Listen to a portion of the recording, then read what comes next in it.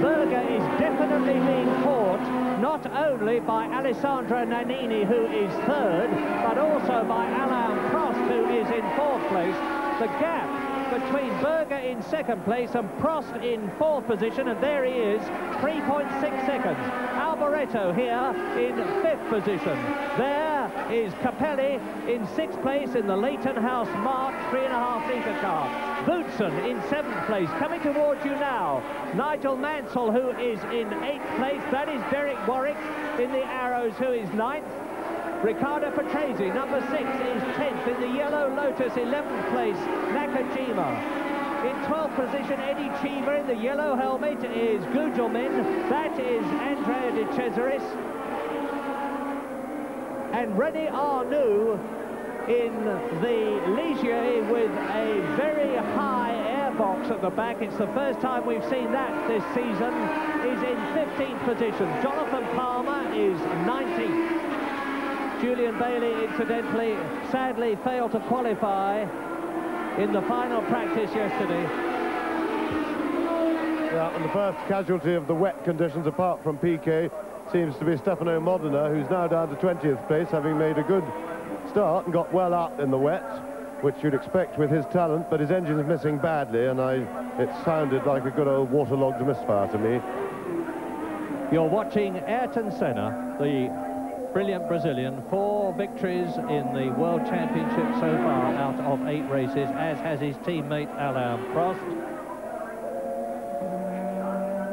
But even though the stadium section is perhaps starting to dry out a bit, do please remember that the long curving sections in the forest will not be drying out, because there is no way that the spray can get away. No change for the first 4. So now here, completing the 5th lap, Ayrton Senna is leading. In second place is Gerhard Berger in the Ferrari, and the gap is 6.2 seconds. Nannini is in third place. Alain Prost is in fourth position. Michele Alboreto, some way back, coming towards us, is in 5th place. And 6th is Capelli in the march.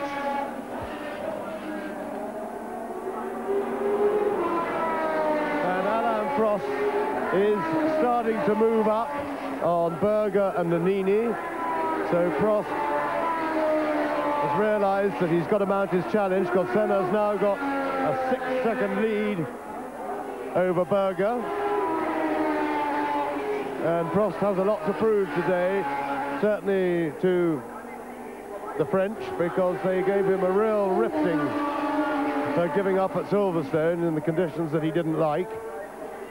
And one of the ways he can prove it, they really accused him of chickening out, and one way he can prove that that isn't him is that he can fight his way past Nannini and Berger. There's Berger.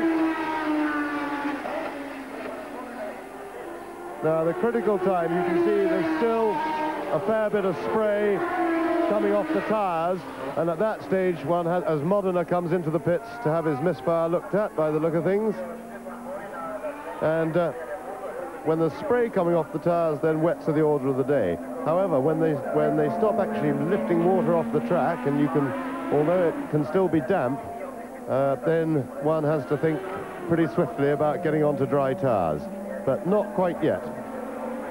Just one retirement from the German Grand Prix so far. Nelson Piquet, who made that ill-judged decision, his or somebody else's, I know not, but ill-judged it was, out of the race, having started on slicks and spun into the barrier.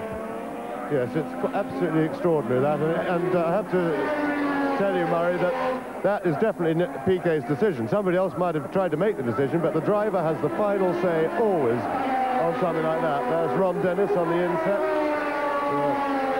The boss of the McLaren team, but Piquet's decision really is extraordinary. One can only say it smacked of lack of interest and motivation, because he's been around quite long enough to know better than to do anything as stupid as that. Well, here's somebody, another Brazilian, who is driving superbly in the conditions. Ayrton Senna, we know how good he is because he won his first wet Grand Prix in Brazil, in Portugal in 1985 at Estoril in the most appalling conditions. And here he is. You can see the spray streaming up from his tyres. He's now 7.3 seconds ahead of Berger in the Ferrari, who is second, who is just about 3 seconds ahead of Nannini. And Nigel Mansell in the Williams Judd is gaining on Boutsen. He's only 1.7 seconds behind Boutsen, who is in 7th place. You just saw the first 6 there.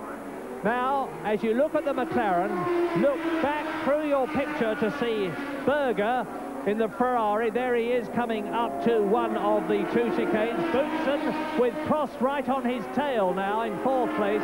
Less than a second between Nannini, but Nannini in 3rd place, I apologise, not Boutsen, who is 7th. So it's Senna, Berger, Nannini, who has got Prost right behind him, gaining.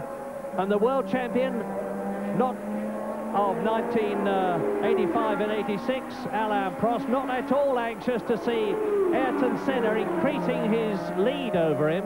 And now I'm looking across the stadium as you look at Senna, and I can tell you that Prost, and you'll see him soon, I'm sure, is very, very close indeed to Nannini in 3rd place. And already Senna is starting to move about the circuit, I think looking for wet patches.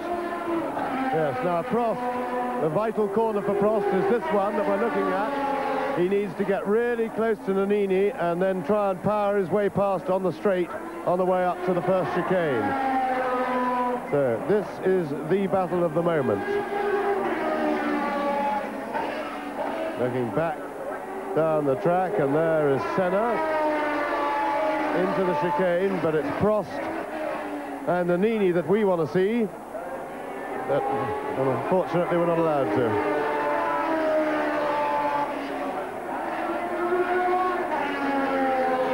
Well, that is very frustrating when there's a battle going on and we sit and look at an empty track. That's a disgrace.